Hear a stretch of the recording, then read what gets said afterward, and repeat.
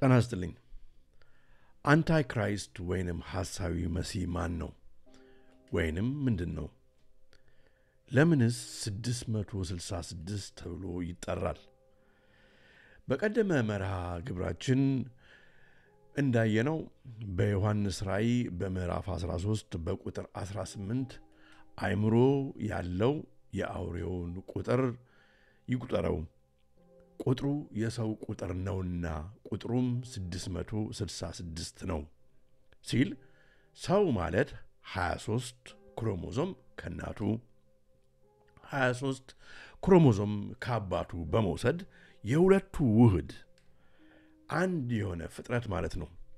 ይህም ማለት ከአባቱ የተቀበለው 23 ክሮሞዞም ስሌቱ 2 ሲደመር 3 5 ከናቱ 2 ሲደመር 3 5 ስለሆነ እና 5 ሲደመር 5 ደግሞ 10 በመሆኑ ምክንያት ይህ የሰው ቁጥር የተባለውን የሚገልጽ ነው።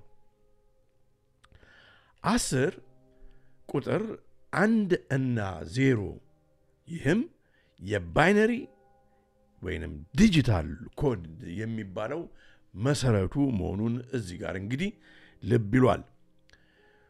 ቁጥሩም 666 ነው የሚለውን ደግሞ ለማየት ስንሞክር 666 በስሌት ቤት ቁጥር ወይም በስሌት ቤት ቅርጽ ሲቀመጥ 666 ሆኖ ይገለጻል። እንደሚታወቀው የግዕዝ ቋንቋ ወይም በግዕዝ ቋንቋ 0 ስለሌለን ያለን አልቦ ወይንም ባዶ ስለሆነ ከዚህ 666 ውስጥ ዜሮቹን አስወግደን ስንደምር 6 ሲደመር 1 ሲደመር 6 ሲደመር 6 ማለትም 19 ይመጣል።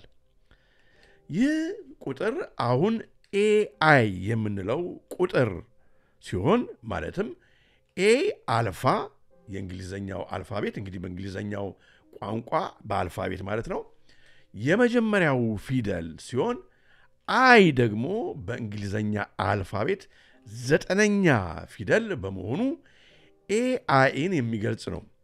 እርሱ ብቻ ሳይሆን የጨለማው ማህበረሰብ ልዩ ምልክት አድርገው የሚጠቀሙበት ከወገቡ የተጎመደው ፒራሚድ የኤአይ አልፋቤትን ለማመልከት ሲሆን አይኑ ደግሞ አይን ወይም አይንን ለመወከል የሚጠቀሙበት ነው።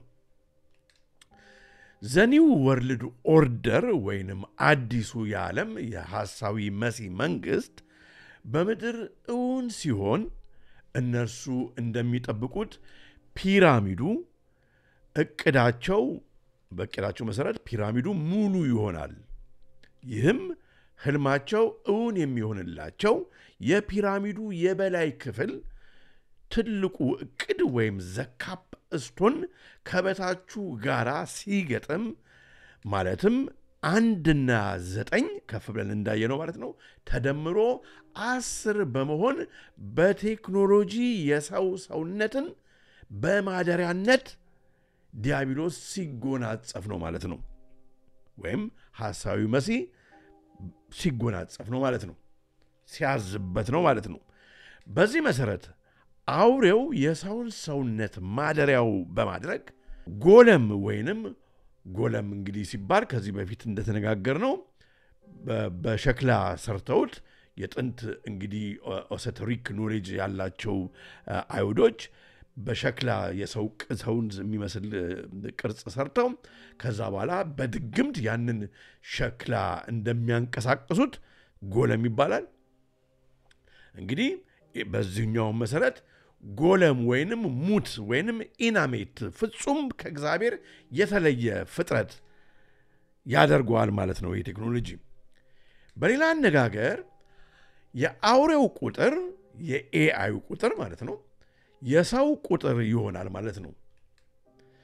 የ10 ቁጥር ምስጢር እንግዲህ በመጠኑ ይህ ሲሆን በሳይንሱ ዓለም የዚህን ዓለም ነገር የምናጠናበትና የምንመረምርበት በእንግሊዘኛው ናቹራል ሳይንስስ ከበላይ በሚለቀቅ ሰማያዊ ጥበብ ካልታገዘ እና ካልተባረከ እንዲሁ በግዑዙ ዓለም ፍልስፍና በራስ ዕውቀት በመመካት ከሆነ ከበታችህ ካለው በበታች ባለው የመናፍስቱ ዓለም መሳቡ ወይም መታገዙ አይቀርም። ምክንያቱም ወይ ከእግዚአብሔር ወይ ከክፉ መንፈስ ነው መሆን የሚቻለው እንጂ ማዕከል ላይ ሆኖ መኖር በዚህ ዓለም ስለማይቻል ማለት ነው። በዚህ ምክንያት ዛሬ የሳይንሱ ዓለም ማህበረሰብ ሰብናቹራል ወርልድ ወይንም ዘአንደር ወርልድ ከዛ በሚመጣለት ምክር ብቻ እየሄደ መሆኑ አውቆም ይሁን ሳያውቀው ቴክኖሎጂን መንገድ አድርጎ ከሰው ልጅ ሰውነት ጋር ለመዋሃድ ለሚሰራው ለጥልቁ መንፈስ መንገድ እየተመቻቸና እያመቻቸን ነው ማለት ነው እኛን። ብዙዎቹም የዚህ መንፈስ ማደሪያ በመሆን ኢቪል ፖሰስድ ሆነው ተጠቂ ሆነው ማደሪያ ሆነው ማለት ነው ሆነው እየኖሩና እየሰሩ ነው። 10 ተራ ቁጥር በግዕዙ ሲጻፍ ከበላይ እንግዲህ እንደ ክፈፍ ተደርጎለት ከበታችን ማረፊያ ተደርጎለት ማለት ነው። በዚህ መከል ሲጻፍ በግልጽ እንደሚያሳየው ነባራዊው ዓለም ዘናቹራል ወርልድ አሁን የምንኖርበት ማለት ነው ዓለም ለበላይ ባለው መለኮታዊ ሰማይ ወይም ሱፐርናቹራል ወርልድ እና ከበታች ባለው በጥልቁ ዓለም ወይም ሰብናቹራል ወርልድ አንዳንድ ጊዜ ሰብ አቶሚክ ወርልድ አንዳንድ ጊዜ አንደርግራውንድ ወርልድ ተብሎ ለሚጠራው ማለት ነው በእነሱ መካከል ተገድበው እንደሚኖር ያሳያል። በዚህ መሰረት በነባራዊ በመካከለኛው ዓለም በሚኖረው የሰው ልጅ በዚህ ዓለም ሲኖር ምርጫው ወደ አንዱ ዓለም ማለትም ወደ በላይ ሰማያዊ ወደ ሆነው ወይንም ወደ ታቹ ወደ ጥልቁ ወደ መናፍስቱ ዓለም ሊያደርግ ለራሱ ለእያንዳንዱ ሰው የተተወ ምርጫ ነው ማለት ነው። ጌታችን መድኃኒታችን ኢየሱስ ክርስቶስ አዳምን ሊያድነው ከሰማየ ሰማያት ወርዶ ሕይወት የሆነውን ቅዱስ ሥጋውን እና ቅዱስ ደሙን ለአዳም መዳኛ እንዳቀረበ የክርስቶስ ተቃራኒም ሐሳዊ መሲህ ከጥልቁ በመውጣት የራሱን መንገድና መንግሥት ለሰው ልጆች ያሳያል ማለት ነው። ዲያብሎስ እንደ እግዚአብሔር ሕይወት ያለውን ነገር መፍጠር ባይችል ኢነሜት ወይንም ሕይወት የሌለውን ነገር ሰርቶ በእርሱም ላይ መንፈሱን አሳድሮ ማንቀሳቀስ አያቅተውም። ይህም ድሮ ጎለም ከፍ ብለን ተጠቀስ ነው ማለት ነው የሚሉት አሁን ሮቦት የሚሉት መሆኑ ነው። ቅዱስ መጽሐፍ በመጽሐፈ መክብብ ሰባኪው ከንቱ ከንቱ የከንቱ ከንቱ ሁሉ ከንቱ ነው ይላል። ከፀሐይ በታች በሚደክምበት ድካም ሁሉ የሰው ትርፉ ምንድን ነው እንዳለ ሰው በዚህ ዓለም ሲኖር ዕውቀቱ እና ጥበቡ ከአምላኩ ለይቶ እና አጣልቶ ለበታቹ ዓለም ለጥልቁ ዓለም ለሲኦል ለዘላለም የሚማግደው ከሆነ ይህ መንገድና መጠበብ ለሰው ልጅ ምን ይፈይደለታል? እግዚአብሔር ቅዱስ ስለሆነ የሚፈጥረው ሁሉ ሕይወት አለው። ዲያብሎስ በተቃራኒው ቅዱስ ስላልሆነ ኅብረቱ ከሞት ጋር ነው። እግዚአብሔር እንደርሱ ቅዱስ እንድንሆን ይሻል። ዲያብሎስ ደግሞ እንደርሱ እርኩስ እንድንሆን ይሻል። የሞትን እንድንሆን ይሻል።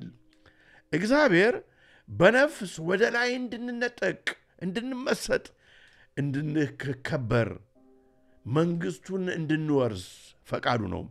ዲያብሎስ ግን በመጨረሻ እኛን ማደሪያው አድርጎ እርሱ ወደሚሄድበት ወደ ጥልቁ እንድንሄድ ዓላማው ነው። በዚህ ላይ ለመጨመር በዮሐንስ ራእይ በምዕራፍ 13 ከቁጥር 15 የአውሬው ምስል ሊናገር እንኳ ለአውሬውም ምስል የማይሰግዱለትን ሁሉ ሊያስገድላቸው ለአውሬው ምስል ትንፋሽ እንዲሰጠው ተሰጠው ተብሎ እንደተጠቀሰ ዛሬ አውሬው በቴክኖሎጂው በኩል የራሱን ቨርዥን ኦፍ እውነት ወይንም ትንፋሽ የሚናገርበት መንገድ ወይንም ቃል ወይም ትንፋሽ ዛሬ ተሰጥቶታል። ይህም እንደ ቻት ጂፒቲ የመሳሰሉት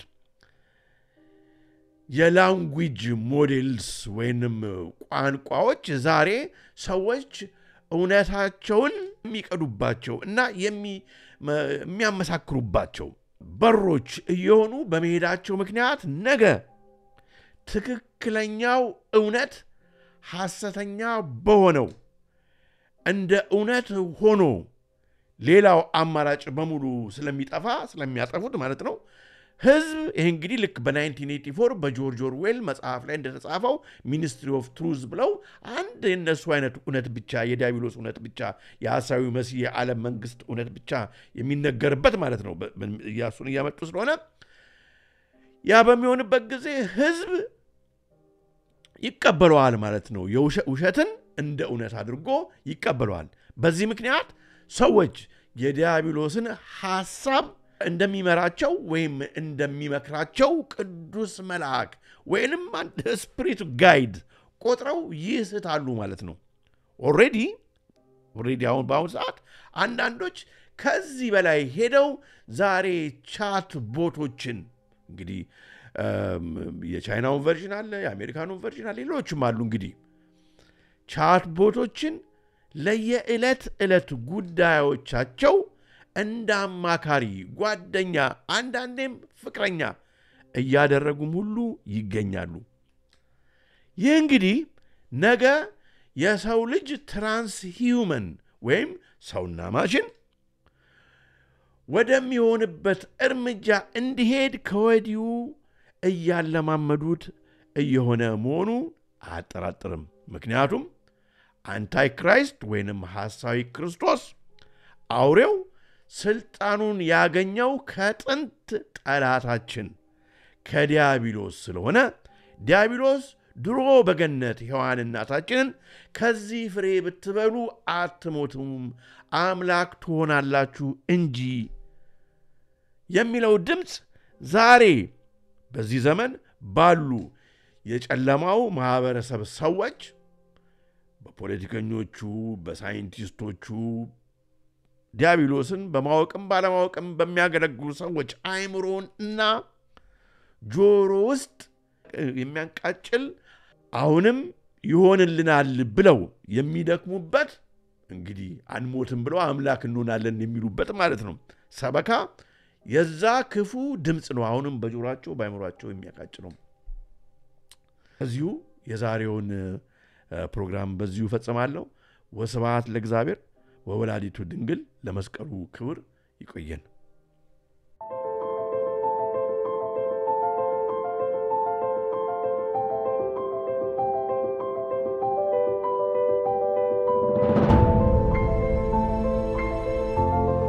የሰይጣን ትልቁ ችሎታው በዚህ ዓለም ሲሰራና ሲኖር ራሱን እንደሌለ አድርጎ ማቅረቡ ነው።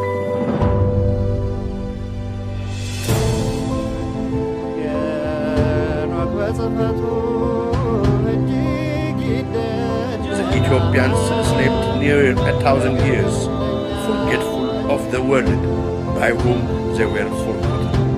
ሁላችንም ከተኛንበት የቀን እንቅልፍ ነቅተን የድርሻችንን ልናደርግ የተገባን ሰዓት አሁን ነው። መቼም ነጩ ዓለም አለ ምክንያት አመጣ። ጆሮ ያለው ቢኖር ይስማ፣ ዘመኑንም ይዋጅ። Aesop Ethiopia, the truth shall set you free.